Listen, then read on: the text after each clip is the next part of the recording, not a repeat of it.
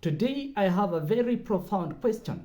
I have a very rather controversial question that I would like us to ask, and I would like us to answer. Did the missionaries pave way for the colonizers? Yes, I'm asking this question. Did the missionaries paved way for the colonizers, especially for us here in East Africa? This question needs answers. And if it is true that the missionaries paved way for the colonizers, what does it mean for the Christianity that we share today? And what does it mean that we as African were made slaves to the Westerners and even to the white people? So this question is very crucial, guys, and I'm asking us today this question. To crack this paradox and to crack this puzzle, we need to get our history right. What happened before the missionaries came? And what happened after the missionaries left? We all know, if the history has it right, that the first missionaries to arrive in Kenya, the Johannes brothers, the Johann Crab and the Johannes Rebman, arrived in the year 1840. And after they left, we understand that the colonizers arrived at the year 1895. And by the year 1920, Kenya and most of East African countries were British or were colonizers' protectorate. Uganda, Kenya were British protectorate. In the Tanzania, we had the Germans and we had the Belgians in the Rwanda, Burundi, and we have the Italians in the Somali. Of course, we all know that the Ethiopia, under the lead of Menelik, were not colonized, and they had their own things until later they were colonized. So friends, I'm asking a very, very tough question, a controversial question. Did the missionaries pave way for the colonizers? And because you want to know what happened before, I once saw this letter, and I believe this letter is a very controversial letter and also a revealing letter. So there's a letter that was dated 1835, and I would like us to see this letter that was written on 2nd February 1835 in the British Parliament. This is what the letter read. I have traveled across the length and breadth of Africa, and I have not seen one person who is a beggar, who is a thief. Such wealth I have seen in this country, such high moral values, people of such caliber, that I do not think we would ever conquer this country unless we break the very backbone of this nation, which is her spiritual and cultural heritage. And therefore, I propose that we replace her old ancient educational system, her culture. For if the Africans think that all that is foreign and English is good and greater than their own, they will lose their esteem, their native culture, and they will become what we want them, a truly dominated nation. From Lord Macaulay himself, address to the British Parliament, 2nd February 1835. Guys, allow me to divide this letter into 5. For you to change a continent, and for you to change a culture, and for you to change a people, and for you to change people's way of thinking, number 1, you need to change their values. Number 2, you need to change their spiritual and character and cultural values. Number 4, you need to change their educational system. And number 5, you need to change their language. From Lord Macaulay in the year 1835, that was his address to the British Parliament. And as I've said, the first missionary arrived in the year 1840, the Johannes brothers. So do we have a connection?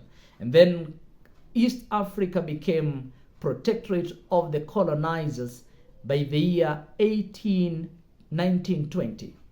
And you know, by the year 1890, they were already settling here and they were doing a lot of things. Does this have any implication for Christianity? Does this have any implication for the Bible? Does this have any implication for the African culture? Let us now delve deeper into this puzzle. Having read from the letter of Macaulay himself, then we can learn several things that if you want to change a people, you need to change their culture, you need to change their spiritual beliefs, and you need to change their language. Now, friends, let us go back to Africa before 1835. How was Africa? Were we civilized? Were we educated? Did we have high moral values? Of course, let me divide from what the letter has said.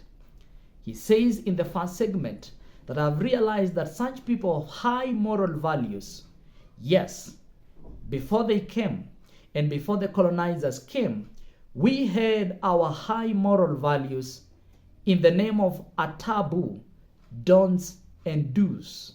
So we had our don'ts and do's in our system. Morality was there. Yes, somebody will say we do not have clothes. Yes, even some up to today do not have and even do not wear clothes. In the northern Kenya, for example, people don't see the necessary and the need for clothes because that environment is hostile. So we had our moral values, the do's and the don'ts of our system. So Africa had moral values.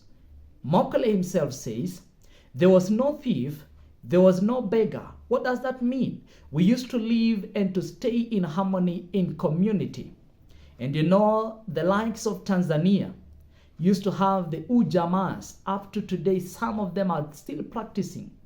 There was no compartmentalization. No, there was nothing like that. So we used to have high moral values. An elder was respected.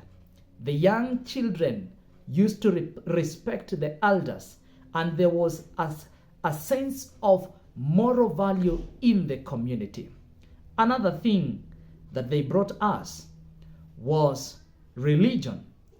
The Johannes brothers, that is Johannes Kraft and Johannes Redman, arrived in the year 1840 at the coast at the coast. So they brought something. Of course, the first missionary station was at Rabai. They brought us good news, which is very good. But did we have our worship? Thanks to John Mbiti. John Mbiti have written a lot of books, and John Mbiti has given the perspective and the concept of Africa world religion. Africa world religion is very powerful. So we had our own religion. Did we know about God? Yes. Every culture, every tribe had the sense of God in themselves. So they were spiritual and they were religious in nature. A good example, I come from a community that is called Kalenjin. The Kalenjin community has its sub-tribes, and we believed in a supreme God that we believe he existed in the sun. And you know, we had our lifeline based on the sun. When the sun rises and when the sun sets, we believe that the power behind the sun, there was a supreme being. And you know, when I read the scripture, I was also amazed to see that even in Psalm 84, verse 11, the Holy Scripture says, "For our God is a sun and a shield." And you know, when I read that portion of scripture, it brought clarity that Africans, we were religious, yes, They brought good news of Jesus Christ. They brought good news, that is the scripture. We did not hate the scripture, but we were religious in nature and we were spiritual. Early in the morning, we as this community would rise and face the east and thank the supreme being whom we believe that is in the sun. And we thanked him so much in the morning. Some could speak toward the east, saying, God, may your blessing be upon us today as we embark on our activities today. May you walk with us, may you go with us, and may you shine, show us and lead us and guide our paths this day. So Africa were religious in nature. They had religious people. They had religious places. They had religious places like, for example, the Gikuyu community believed in a sacred tree that is called, they had a sacred tree, the Mugumo tree. So they used to believe that God, or whenever we wanted something religious, we would visit there. And up to today, some, even those who have upheld their culture, still believe that a Mugumo tree amongst the Kikuyu community is a sacred tree. And others had shrines, others had caves, others had mountains, others had hills that they used to believe that they were sacred and they were religious and they had a connection to the supreme being or the creator. So Africa was religious per se.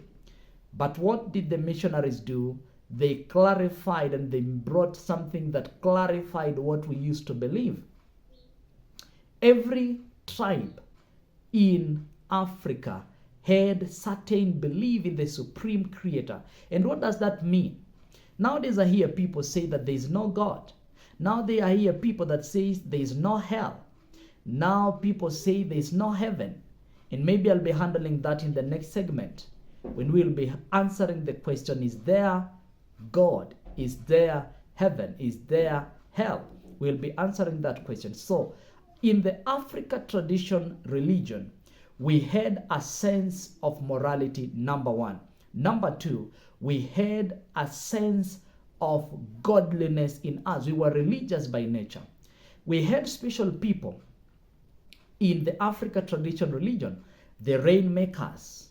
We had diviners. We had people who could call and who could see things, the seers. We had also people who could heal, the healers. Using their own creativity and ingenuity, they could know that certain root, certain seed, certain leaf, certain bark of a tree had these medicinal values. So that we had healers in the African community. Another special people that we had were the prophets, apart from the seers. A good example is from my community where I come from, is Koitalel, Samoe, and the likes of Gimnyige. So they used to say, for example, they prophesied that we saw a snake that were meandering all the way from the coast to Lake Victoria. And they were implying, when it came to clarity, they were implying of the Kenya-Uganda Railway that began at around 1900 and was completed in the year 1910. So these people could see things happening. So friends, I believe, number one, we had high moral values. Number two, we were spiritual in nature. And number three, we had our culture and we had our educational system. Before the colonizers came and before the missionaries came, we had our own way of doing and learning things. Of course, we learned agriculture in our own way. We learned artistic skills in our own way, like pottery, like weaving, and other things that we used to do. And up to today, people are still using pots that have been done from pottery. And that shows that we had our own way of learning things before even the whites came and before the Westerners came. And guys, because we had our own way of doing things. The only thing that we did not had and we did not even have was how to document our lessons. But we had our lessons that were informal before the formal education came. And you know, the formal education taught us how to read and how to write. And that is of great value up to today. And thanks to the colonizers and thanks to the missionaries at the same time. So, another thing, according to the letter of Macaulay that we've just read, is that they changed their language. And you know, it is funny. Right now, I'm using English language comfortably because of the effects of the colonizers and effects of the missionaries. The scripture that we have today and we read even in schools is in English. We have textbooks written in English. And you know, as some people were mocking us as African, yes, we can speak good English, but we cannot feed ourselves. We can speak good English, and you can be punished for speaking English because it is the colonizer's language instead of speaking your own language. And you know, once if you change somebody's language, then you change his perspective. And you know, it is funny, right now I'm speaking in English and I'm not speaking in my African language, the Kalenjin language. Because of that effect up to today, we can see that if you want to change a people, if you want to change a community, change their language. So, let us go and answer this question that we are talking about. Did missionaries pave way for the colonizers? I have two answers. The first answer is yes, and the second answer is no. And the third one, it was coincidental. I know some will agree, some will say that is rubbish. And you know, we have seen from the history that in the British parliamentary of the year 1835, they say for us to conquer this nation, that is the continent of Africa, we need to change certain things. Because they have things that they believe and they uphold in high value. And they uphold these things so highly that you cannot change them unless you change their language, unless you change the educational system.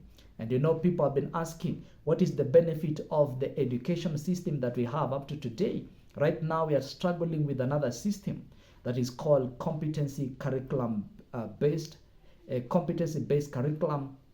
the CBC, and we've done away with the 844 system, and we had other system of education system even after independence. So people are saying, do we see anything that is of value? Others say there is nothing of value. Others believe there is something of value. But that is another debate for another day. That our educational system is teaching us just to know things, but cannot teach us to be productive and cannot teach us to be productive and creative. So I don't know what is your view. Maybe you can share according to your own view and according to your own perspective. So friends, let us go back to the question.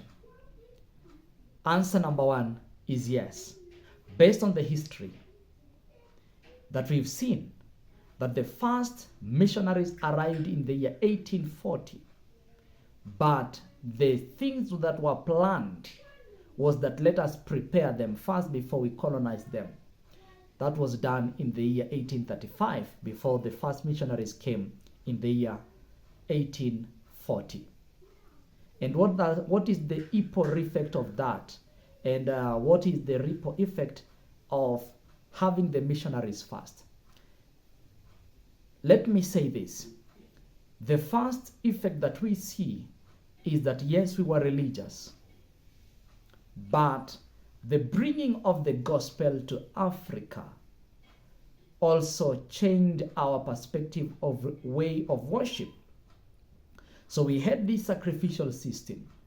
But now when we read the scripture, we see another culture that is almost similar, the Judaistic culture or the Jewish culture.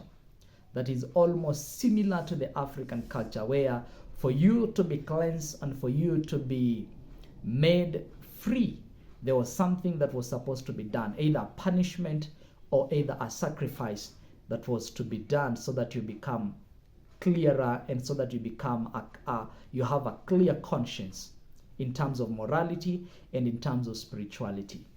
So the gospel, yes, brought another light. It made clear what we used to know, and others adopted it, but others did not adopt it, and others up to today have never adopted this gospel. They say this gospel is not ours, it is for the Jews. We need to follow our tradition and we need to follow the way we used to worship. But of course, according to what I've learned, is that it made clear the worship that we had.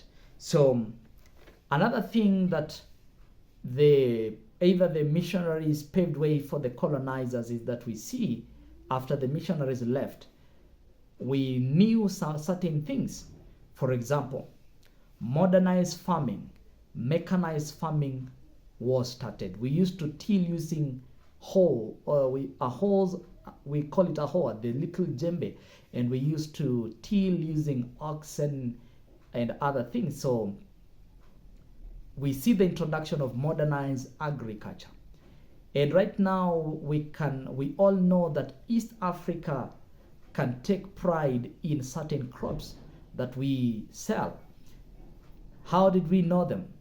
Thanks to the modernized, either the colonizers or the missionaries brought the idea. We all know that East Africa, for example, we have tea leaves and we have coffee that is being sold outside the country because of the invention and because of the ingenuity and the creativity that was brought by the modernized farming. And you know, specialized farming also began, and also introduction to horticulture and other things that either maybe Africa we did not know, but it was now exposed in a clear manner up to today. Another thing that we see is that we can now read and write. And as I'm quoting from John Mbiti himself, his first book concerning Africa, tradition, religion was released in the year 1969. And you know that is 6 years after independence, and we can learn a lot from the way we document things. And you know, if it were not for Mbiti to document these things, then we could be like, how did we know that this community used to worship this way, or how did we know that Africa used to worship this way? So literacy level were increased, and from that moment up to today, we can read and we can write thanks to the colonizers or thanks to the missionaries. So either way, we have something that is positive, we have something that is good, and we have something that we can say thanks to them. Whether the missionaries paved way for the colonizers, thanks to them. Another thing that we see is that the missionaries or the Westerners, yes, Africa, as they say, is rich in 3 levels: rich in culture, rich in minerals, and rich in religious beliefs. So the richness that I'm talking here is that the whites, in their own creativity, ingenuity, up to today, they know that Africa has certain minerals or ores, minerals that we have as Africa. The Northerners have their minerals. The Central Africa have their minerals. The East Africa, we have our minerals. The West Africa and the South Africa have their minerals. So they revealed and they helped us know that there's something that we can have, like gold, like silver, like titanium, and other things. So they gave us that knowledge on how to know that we have minerals beneath the soil of Africa. And you know, it is also another contention that Africa will never be stable so long as we have these minerals. And we've heard of mineral exploitation. For example, in the Congo, we know what is happening. For example, in the north, we know what happened. And it is another thing that we can learn together and we can realize together. And we know so long as you are not stable, there are some things that are being exploited in your country or in your region. So that is another thing. Another thing that either the missionaries or the colonizers brought is that they brought Christianity, a foreign thing that we did not know. And right now, it has been misused. Right now, in Africa, we have a lot of churches, we have a lot of praying, we have a lot of meetings in the name of religion, in the name of Christianity. And others were arguing and saying the people who brought the gospel nowadays even don't bother about this gospel. And that is another controversy that we have in our generation today. But one thing we for sure we can know is that yes, they brought something that we knew and made it more clearer to us. And the gospel has been facing a lot of challenges. The gospel has been facing a lot of criticism. And right now there is a lot of things that are trending concerning Christianity, concerning Islam, concerning Hinduism, and the Hindus who are in this continent of Africa.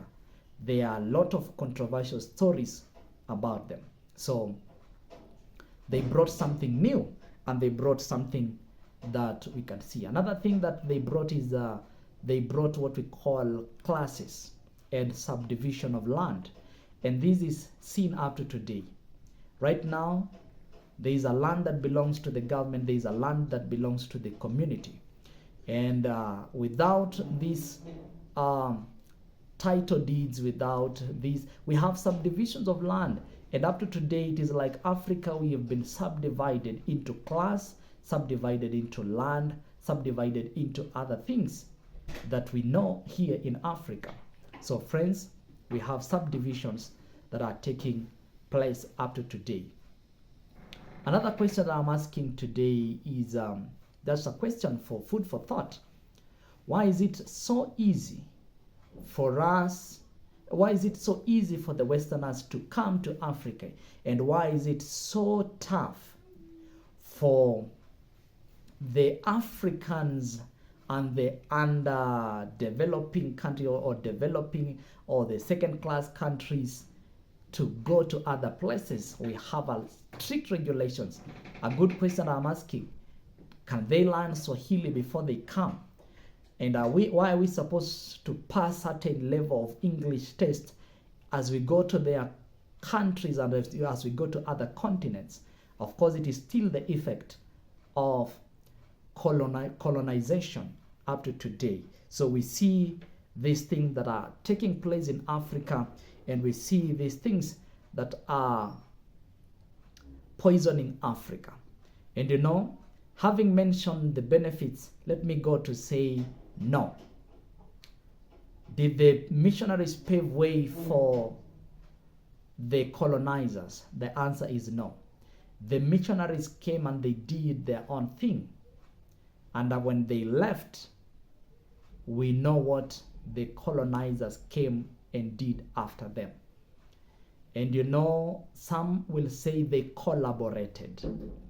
And there's this mindset that we have in Africa. And these mindsets that we have in Africa is still ruining Africa up to today. Number one, the poverty mentality. That you don't have to become rich. These riches will fade away, will pass away, but you have riches in store, in glory, in heaven. So don't struggle about silver and gold. Don't struggle about making money and becoming rich, because if you have Christ, you are already rich in yourself, or you're already rich. Yes, we have what we call true riches and we have what we call tangible riches that we can touch and we can feel. And these include silver, gold, bronze, and all the minerals that you know, diamond, and so forth and so on. So the missionaries did their part. They brought the gospel. Whether they were preparing the way for them or not, we know what happened when the colonizers came and they settled in parts and in regions of Africa. We all know the history is clear and we know what happened. So friends, I believe it was coincidental. That is number 3. The answer number to this question, did the missionaries pave way for the colonizers? The first answer we said yes. The second one is saying no. All of them came at this different time. And the third one is it was coincidental that when the missionaries arrived, they followed the missionaries and they started colonizing Africa. And you know, it was coincidental that as they came, the colonizers also came. So based on the history that we've mentioned and based on the history that we've seen, it was coincidental. And we have its effects up to today. And it is being felt. The effects of the missionaries, we have missionary-based churches, and we have missionary-based hospitals, we have missionary-based schools. It is still felt up to today. And you know, it is because they came at the same time. But are we going to measure on the negative effects of colonizers and the missionaries, or we are going to do better? Personally, I believe that the colonizers and the missionaries brought what is called an upgrade of what we knew. It is an upgrade of worship, upgrade of agriculture, upgrade of morality in the name of Christianity, upgrade in other many things, even in education system. They brought an upgrade. That is why we are who we are as African today. And that is why we can say what we can say right now because of the colonizers and the missionaries all together. It was coincidental. That is according to my belief. So I don't know what is your view, and I don't know what you are thinking concerning this. So Africa, yes, is blessed. Africa is rich. And because Africa is blessed and Africa is rich, what is our problem as African? Are we going to blame the missionaries? Are we going to blame the colonizers? The answer, of course, is no. We are our own undoing as Africans. And as many prominent leaders have said this, that, for example, let me quote from Putin himself. Putin says, African soil can feed the entire Europe, America, and Russia and China. The only problem is their leadership. And when we talk of leadership, we are talking of management here. Yes, we are blessed as Africa. Yes, we are rich as Africa. Don't forget even to mention sports. The pride of Kenya, apart from exporting coffee and exporting tea, is that we have great talents in Africa in terms of sportsmanship. But what is our problem? Leadership. What is our problem? Politics. What is our problem? Number 2 is selfishness. If anyone gets any opportunity to rise and to have an opportunity to build himself, he will build himself so massively and forget about others. Where did the spirit of community and coming together went? So Africa, we are rich, yes, we are blessed, but our problem number 1 is leadership. Number 2 is selfishness. And you know, This selfishness is visible. This selfishness is real in this continent up to today. We see the selfishness amongst our leaders. We see selfishness and just thinking of themselves amongst even religious people. Yes, it is happening and we can see it. We can say, no, that is not the case, but that is the reality. That is what we are facing as Africans. And there is this mentality of slavery again. Of course, we know what happened from West Africa in East Africa, the slavery mentality. And somebody was arguing and saying, one clergy was saying, we need to change the slavery mentality. The only way to change the slavery mentality, yes, he was quoting and saying, Pope Nicholas together with other rulers decided that we are going to be slaves. And the slavery effect is seen up to today. And we can see the Latin America. In fact, right now we have war in Haiti. And we have this debate that people are saying, should Africa and especially should Kenya take their policemen to go and face those goons and those militia groups that we see in Haiti? And that is another debate that is bringing a lot of contentions right now, even not only as Kenyans, but also in the parliament. So this slave mentality and this slavery mentality, right now it is still there. Neocolonialism is still here today. And it is still affecting us as Africans. And it is so strange to see what is happening here in this continent. We do not love ourselves. We are divided among ourselves. And even the scripture says, a country, a people, a nation that is divided against itself will not stand. Are we going to stand as Africa?